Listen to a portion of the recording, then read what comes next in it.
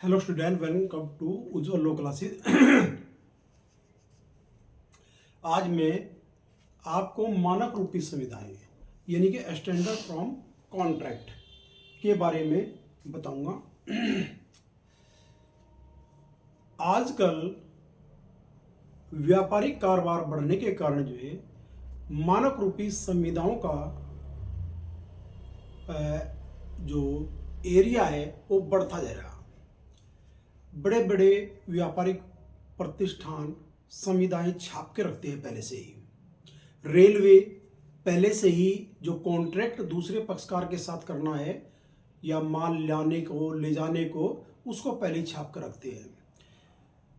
Life insurance company या general insurance कंपनियां जो है आदि आदि अपने कॉन्ट्रैक्ट जो है पहले से ही छाप कर रखते हैं। वहाँ पर जो उनके साथ संविदाएं करता है उसको पढ़ने का अवसर भी नहीं मिलता। अगर उनको पढ़े तो पढ़ने के लिए पूरा पूरा दिन जो है उनके लिए लग जाता है। और ये जो व्यापारिक प्रतिष्ठान है या LIC है या जनरल इंश्योरेंस कंपनी है या रेलवे है, अगर उनके कॉन्ट्रैक्ट को पढ़ने बैठ जाए तो बहुत समय गुजर जाएगा और ना ही इतना समय में देते कि इनको इनको पढ़ना है या इन पर पढ़ने के पश्चात ही कॉन्ट्रैक्ट सिग्नेचर करने हैं। वे फटाफट जो है सिग्नेचर कराते रहते हैं। और तो और किसान क्रेडिट कार्ड लेने में भी आप जो कॉन्ट्रैक्ट बैंक से करते हैं, वो जो कॉन्ट्रैक्ट कर रहे उसको आप पढ़ ही नहीं पाते, न पढ़ने का अवसर देते हुए। तो आपने जो है ग्राहक ने उनको उसी रूप में स्वीकार करना पड़ता है। लेकिन स्वीकार करने पर कहीं ना कहीं वे जो है उस संविदा करने वाले व्यक्ति के साथ उनके ऊपर जो है उनका विपरीत प्रभाव पड़ना लाजमी है।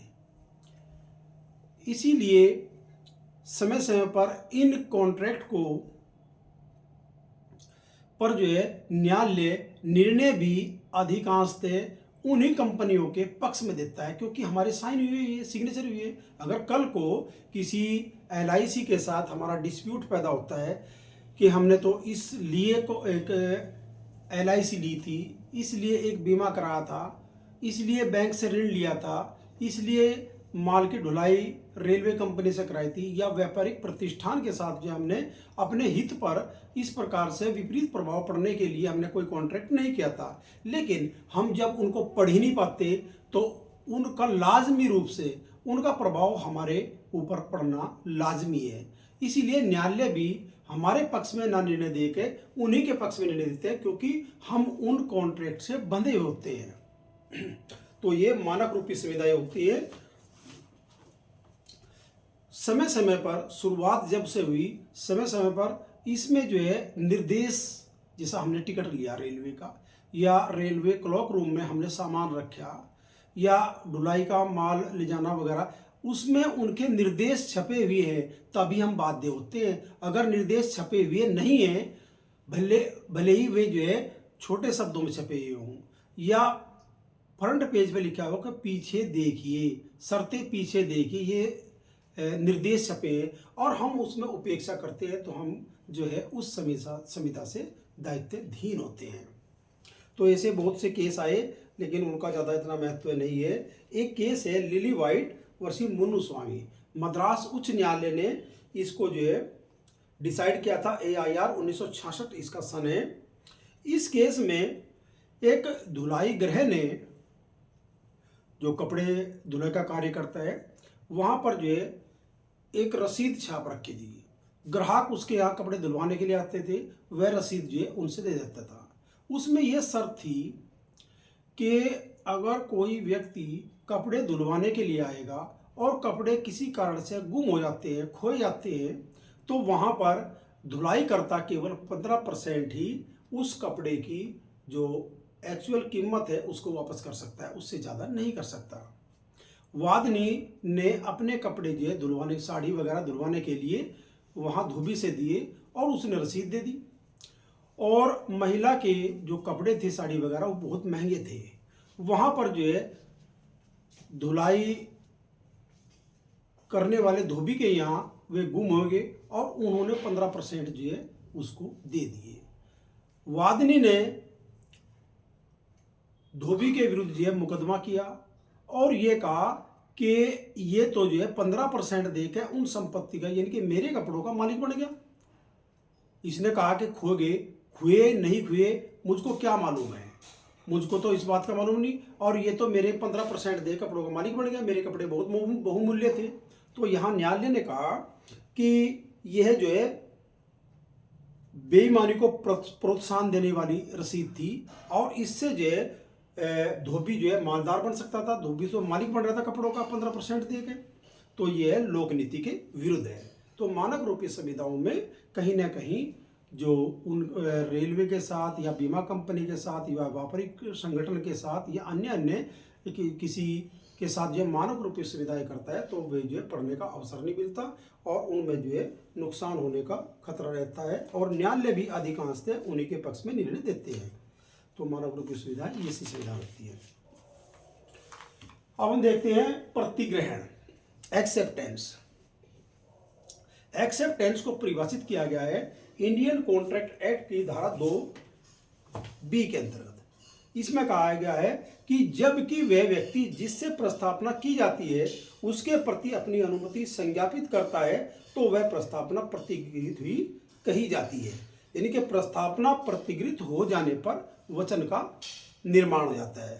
प्रतिग्रहण की अनुमति का संज्ञापन आवश्यक है। इसके अंतर्गत धारा 4 में भी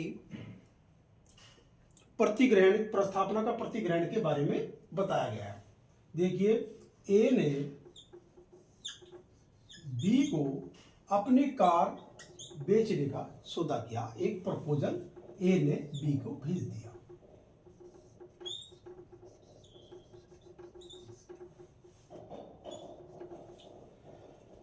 इसके बी के ज्ञान में आएगा। इनके प्रस्तावना किसके अंतर्गत की? सेक्शन 2A के अंतर्गत प्रस्तावना की गई। स्वीकृति कहां की जाएगी? स्वीकृति की जाएगी सेक्शन 2B के अंतर्गत।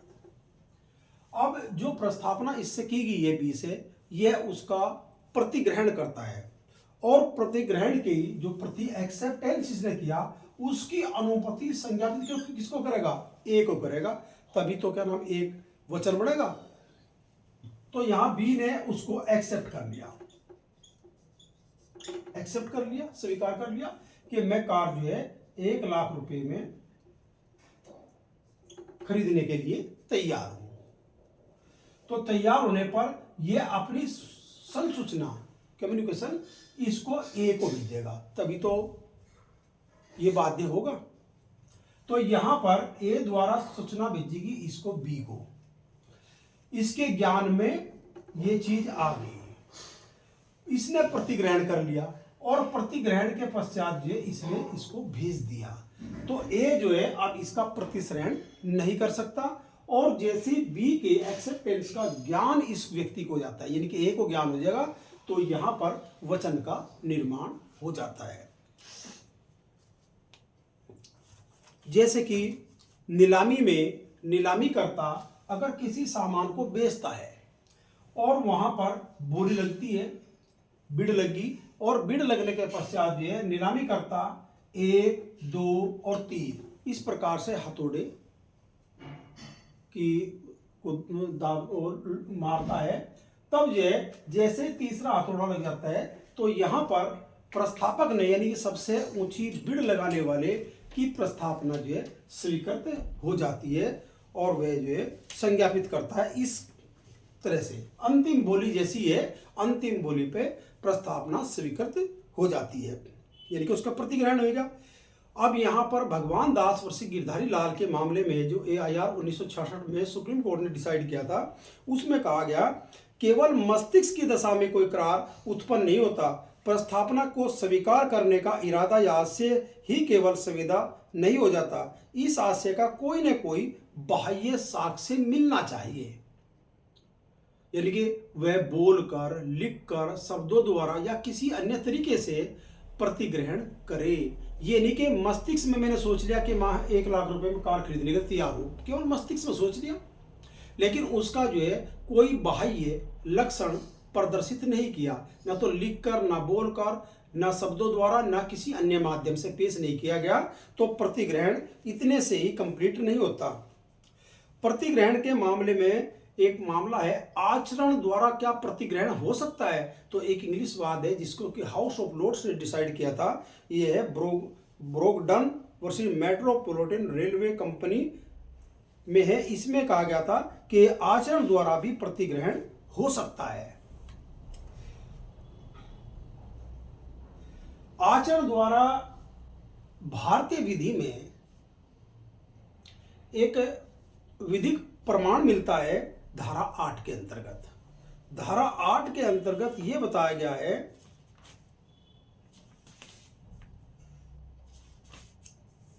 शर्तों के पालन या प्रतिफल की प्राप्ति द्वारा प्रतिग्रहण।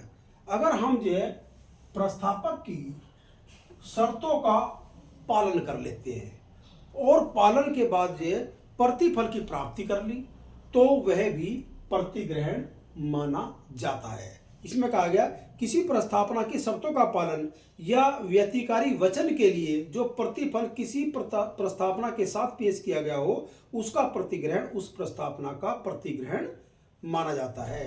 यानी कि इस प्रकार भी शर्तों का अगर पालन कर लिया प्रतिग्रहीता ने, तो वहां भी प्रस्थापना का प्रतिग्रहण मान लिया जाता है। यानी कि प्रतिग्रहण उस प्रस्थापना का प्रतिग्रहण हो जाता है। यानी कि प्रस्थापना को प्रतिग्रहण अगर बी द्वारा होगा तो उसका प्रतिग्रहण सेक्शन 8 के अंतर्गत इस प्रकार से हो जाता है, अगर शर्तों को वह पालन कर ले। अगर शर्तों का पालन न करे तो नहीं हो सकता। प्रस्थापना किसके द्वारा दी जानी चाहिए? प्रस्थापना उसके द्वारा दी चाहिए जिसको की प्रस्थापना की गई है, वही प्रस्थापना की संसूचना प्रस्थापक को दे सकता है।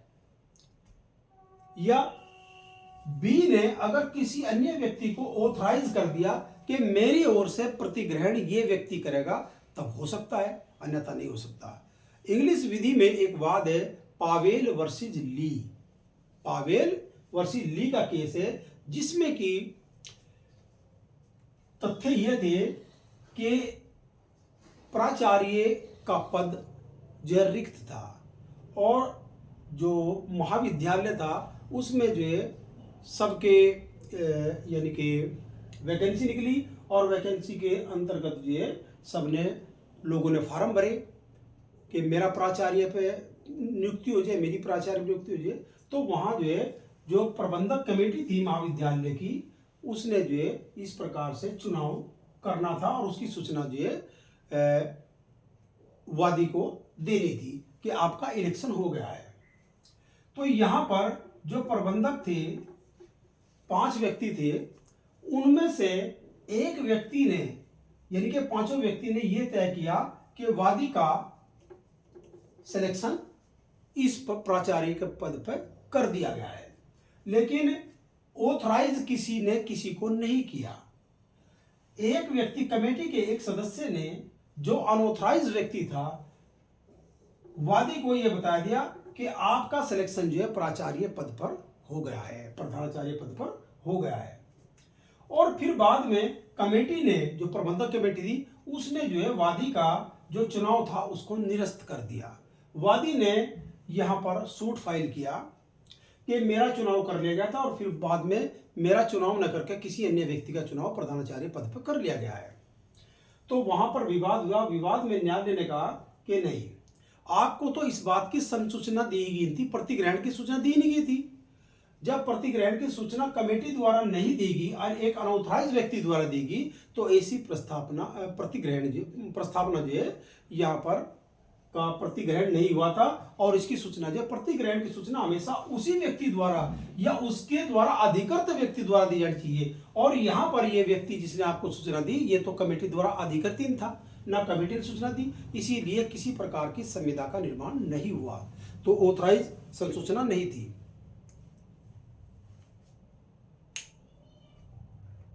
देखो, कुछ ऐसी परिस्थितियां हैं जिनमें कि संसूचना देना आवश्यक नहीं होता, जहां की प्रस्थापक ने कुछ शर्तें बता दी और उन शर्तों का अनुपालन उस व्यक्ति ने कर दिया, तो वहां पर प्रतिग्रहण की सूचना प्रस्तावक को देना आवश्यक नहीं होता, ये भी है। प्रतिग्रहण प्रस्तावक जिस प्रकार से प्रतिगृहीता को जिस तरह से कहेगा उसी तरह से उन शर्तों का अनुपालन प्रतिगृहीता को करना पड़ता है, यानी कि किसी और तरीके से वे शर्तों का अनुपालन करें। प्रस्तावना की शर्तों का अनुपालन प्रस्तावक द्वारा दिए गए निर्देशों के अनुसार ही करना पड़ता है, अन्यथा किसी अन्य निर्देश के अनुसार नहीं।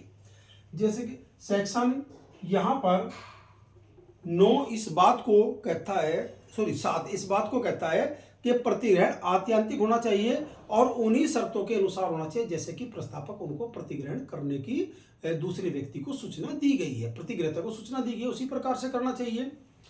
तो उसी प्रकार से यहाँ पर करने की बात की गई है, यानी कि प्रस्तावना का वचन में संप्रेषित करने के लिए प्रतिग्रहण आत्यांतिक और अवशेषित होना चाहिए, किसी सामान्य ढंग से या युक्तियुक्त प्रकार से अभिव्यक्त होना ही चाहिए। जैसे कि एक व्यक्ति ने ए ने बी को के यहाँ एक लारी भेजी सामान की, और बी से उसी लारी के ड्राइवर को एक लेटर दिया कि मैं आपका आटे की इतनी बोरी को खरीदना चाहता हूँ, यदि आप बेचने के लिए तैयार हो तो ड्राइवर से ही, जो लारी का ड्राइवर है उससे ही प्रतिग्रहण की सूचना भेज देना। यहाँ पर बी बेचना चाहता था माल आटे की बोरी को उतने ही दाम में जितने की प्रस्तावक ने कहा, लेकिन उसने जो है लारी के ड्राइवर को इसलिए लेटर नहीं दिया कि हो सकता है ये देर में पहुंचे, उसने जो है लेटर डाक विभाग से उसको भेज दिया, लेकिन वो डाक विभाग द्वारा भेजा गया लेटर उसको प्राप्त नहीं हुआ और लारी जो है उस लेटर से पहले ही पहुंच गई।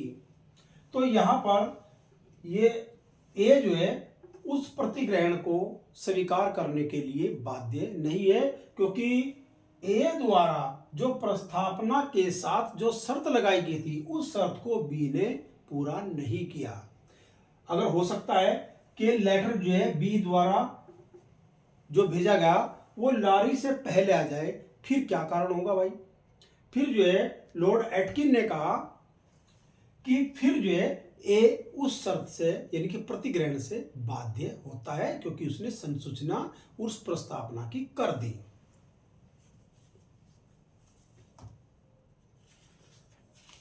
सेक्शन 4 के अंतर्गत बताया गया कि प्रतिग्रहण की संसूचना किस प्रकार से होनी चाहिए।